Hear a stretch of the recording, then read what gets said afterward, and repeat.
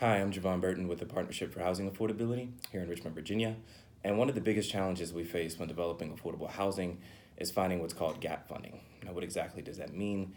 Well, gap funding is a grant or low interest loan that allows the development of a project to be much more feasible.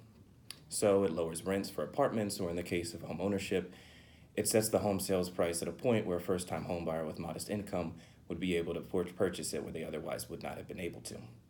Now, housing trust funds are tools that are used by state and local governments in order to provide this essential gap funding. Now, here in Virginia, we launched our first housing trust fund 6 years ago at a level of $6 million a year. And since then, through constant advocacy, we've been able to increase that funding to $9 million a year. But clearly, that barely scratches the surface in terms of the need that we have for affordable housing. Now, last year, for example, the state had requests that was more than twice of what the funding was available for the Housing Trust Fund.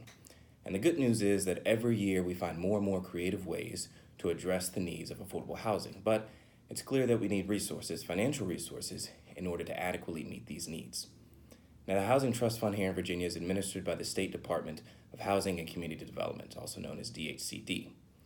And the good thing about the Housing Trust Fund is that it's flexible, so it doesn't add significant debt burden to the project. You can tailor the needs or the terms of the assistance to the specific needs of each and every project.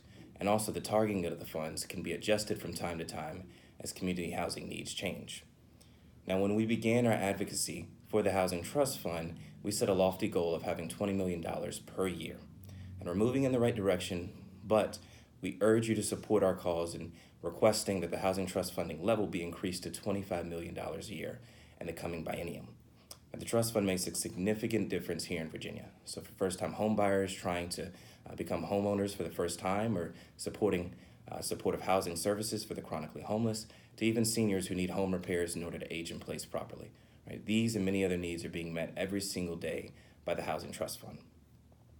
So please read through our issue briefs at the CHACE website, and I urge you to talk with the candidates running for Virginia House and Senate in this year's races, and please let's make housing an issue in next year's election.